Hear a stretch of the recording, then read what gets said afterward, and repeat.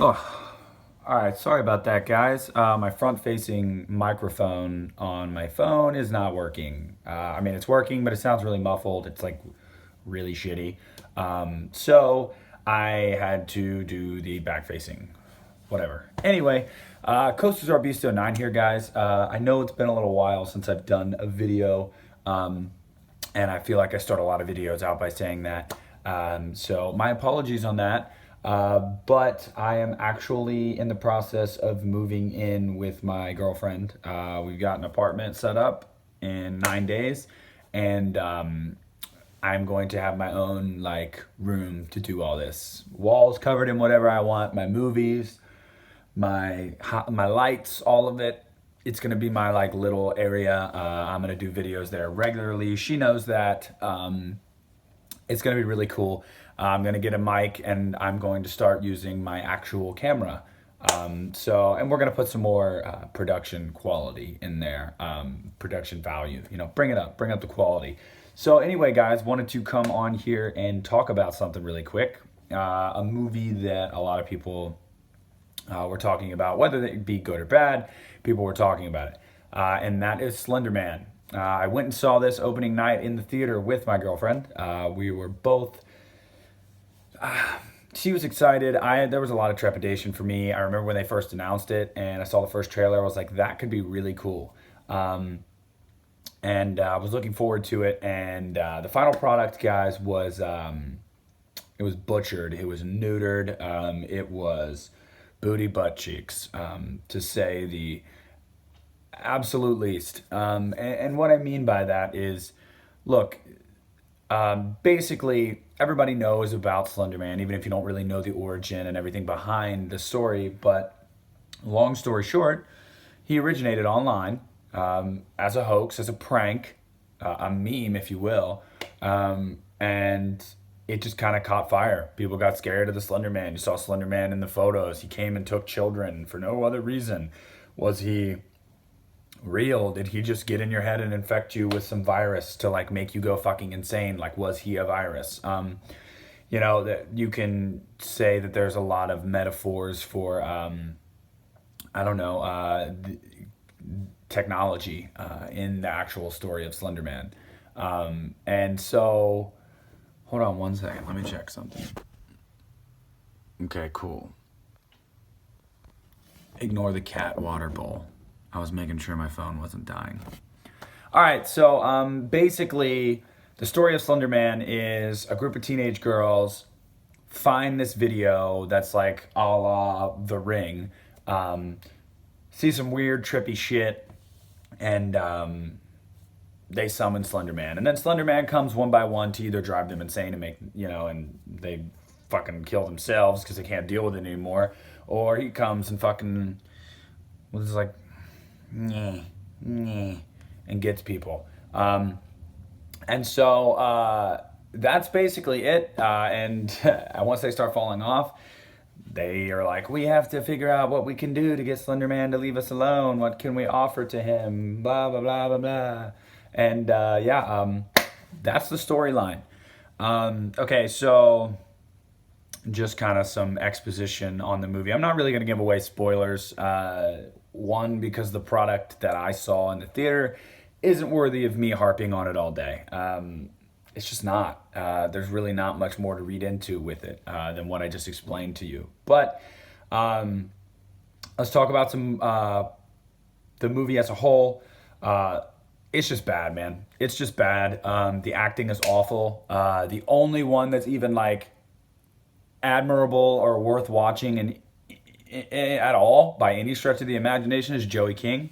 She was in The Conjuring, and you'd recognize her if you'd seen The Conjuring. She did a decent job in this movie. I was not angry with her performance in this movie, but she was the only one that was like, when she wasn't on screen delivering a line of dialogue where you know, she was the only one that didn't make you want to like punch yourself in the face, gouge your eyes out with rusty spoons. Yeah, so what else? They didn't get into the origins of Slender Man. They didn't get into the mythos at all, really.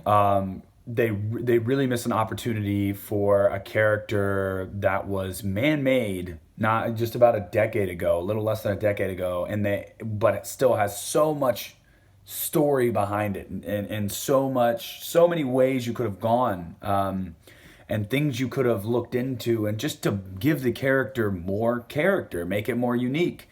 And they just didn't. They just kind of, the product they had was the product. The product they put out there was just like, this is a creepy internet thing.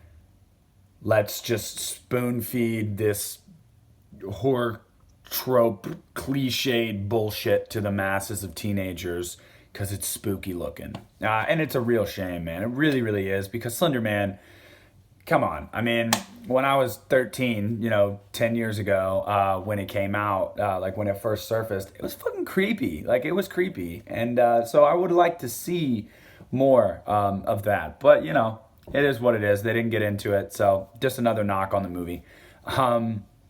What else? The kills, or should I say lack thereof, are just, it's unforgivable.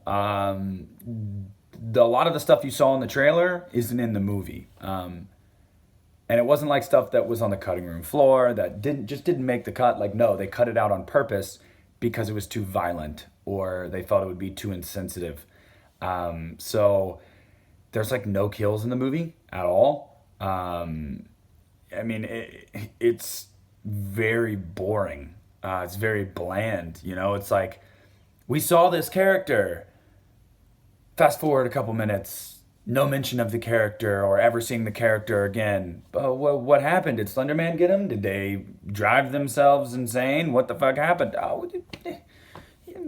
Leave it to the imagine. It's cool. Just imagine it. You create it in your head. No, it's dumb. It's dumb. What else, man? Some of the CG, especially the end, if you've seen the movie, it's kind of bad.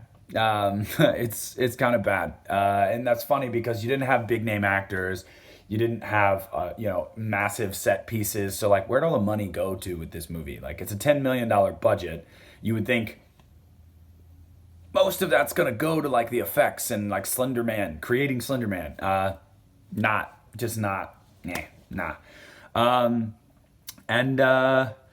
Finally, the biggest complaint I have of the movie is it felt inconclusive. It felt incomplete. It felt incoherent. It felt just, it was missing a lot. We'll talk about that in a minute, because it's going to segue me into something, but I don't want to do it yet, because I want to talk about some pros really quick. Pros, like I said, Joey King did nice acting. She was a nice lead. The score was cool. There were some creepy sound effects, I guess. Really just the sound design was pretty cool. Overall, pretty good. Javier, I don't want to butcher his last name. Javier Bartet. I think it's Botet. He did a decent job with Slenderman, given what he was given. There wasn't a lot to go off of, but he portrayed him just fine for the Slenderman that they created. And I know that he's done creatures in movies such as the Leper in 2017's It. He did the keyhole or key finger demon or whatever in Insidious, The Last Key. He's like a creature actor. He did a nice job. And there was 2 scenes that had promising moments. I'll say that. There's a library scene that I felt like there was some tensity there. There was some tension there at times, but it never. I don't know. It. If you see it, you know what I mean. There's not this big payoff. It was just like, oh, it's a little creepy. But they ruin it. And then the first time the girls confront Slenderman in the woods with blindfolds. That's all I'll say about that scene. That scene, it was genuinely creepy until something happens, and the rest of the scene goes downhill. So yeah, those are the pros, guys, honestly. And it's a shame, overall, let's just talk about it all in all real quick. It's a shame what Hollywood is doing to horror movies nowadays.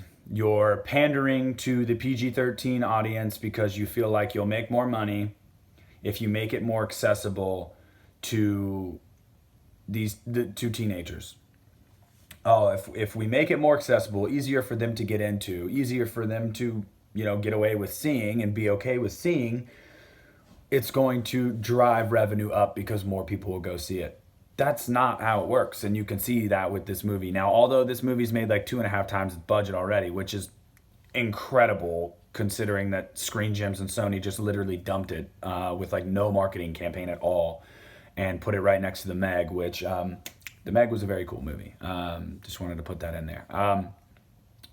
So it's incredible it did even that, but it's annoying and it's got to stop, okay? Because can you make PG-13 horror movies and then be good? Yes, that's not what I'm saying. I don't want people to attack me for that. I am not saying you can't make a good PG-13 horror movie. What I'm saying is there are certain movies with the subject matter, especially SlenderMan, that require it to be gory, require it to be fucked up and unsettling. So it needed to be rated R, and it wasn't. It wasn't at all. And the problem was, it was though. What do you mean? Well, what I mean is they filmed a bunch of fucking fucked up, unsettling, gruesome shit. You can see bits and pieces of it in the trailer. But it didn't make the final cut because they were afraid of, one, losing some of their audience, two, pissing off sensitive people. It's movies. It's just movies. That's all it is. It's movies. It's a place to escape. Okay, that's all it is. And it's, I'm sorry that two girls stabbed one of their friends, that a couple years ago and said SlenderMan made them do it. Like, that really is an awful tragedy. I'm not trying to downplay that at all, but I'm just saying that this is a movie. Like, it's a movie. They're not recreating that. Like, they're just talking about SlenderMan, the creature itself. Like, I get if that offends you and you don't have to watch it, that's fine. But, like, this movie should have been rated R, and it should have had a better marketing campaign, and it should have delved into the mythos and the origin and the real thing that makes SlenderMan creepy. The things, I should say, that make it creepy, make him creepy.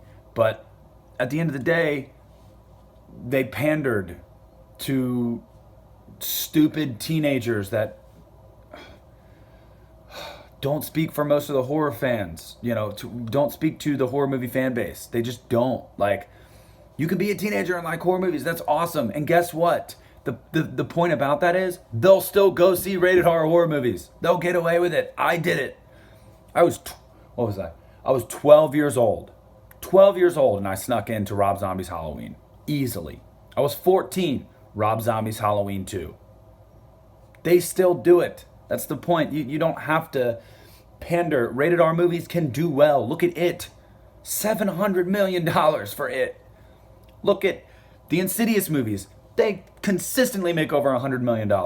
Look at Deadpool 2. They're not horror movies, but they're rated R, and they're making $600-700 million. People are so afraid. Companies are so afraid. Oh, horror movies, they're not going to rated R movies, especially rated R horror movies, won't do well at the box office. It's just not true. It's not about the rating. It's about the product you put out there, the quality of that product, and it's about marketing it to the right group of people, marketing it the right way. Sony and Screen Gems they missed it. They flat out swung and missed on this, and it's on them. It's on no one else. So it's a shame. But having gone into that epic rant about how they took something incredible and just fucking condensed it and turned it into a cliched horror trope teenage shit fest. Having said all that, I'm still going to buy it on Blu-ray. You want to know why? Because I know for a fact all of those cut out rated R worthy scenes are going to be either on deleted scenes or there's going to be an unrated version. And I just want to watch it. Even if it's just once. Just so I can see the actual vision of the movie. It's still not going to be very good because they didn't go into the origin and all that and the CGI, the acting. It's still not going to be a very good movie. But at least maybe there will be some payoff, some bloody kills to see, you know, some intriguing set pieces, some just more fucked up imagery, like something. I just want to see what that coherent that I want it to be a coherent vision, even if it sucks. I just want to see what that vision actually was before it got butchered weeks before release. So yeah, guys, I guess my whole point after ranting about SLENDERMAN for 15 minutes or so, watch it at your own risk. I would wait for it to come out on home video or leak online so you can watch the, you know, or no, I can't say that. I can say that, but I'm not going to. I'll just say this. I wouldn't go see it in theaters. I would wait until you can see the whole movie, all the uncut shit. I would wait. And even then, I wouldn't put it at the top of your to-do list. Yeah, the whole point is stop fucking with horror movies. Stop it. We're done. We're done watching movies like Truth or Dare. We're done watching movies like fucking SLENDERMAN. We're done. We're done. We're done. All right. And now I'm done. Thanks for coming back, guys. I appreciate all you guys, my subscribers, over the years, putting up with the breaks that I have in between all my videos. I know I'm all over the fucking place sometimes. You guys are great. I really miss the shit out of you. I cannot fucking wait to be in this new place and have my own room where I can do my nerdy shit and not have to feel judged anytime, any day. It's gonna be great.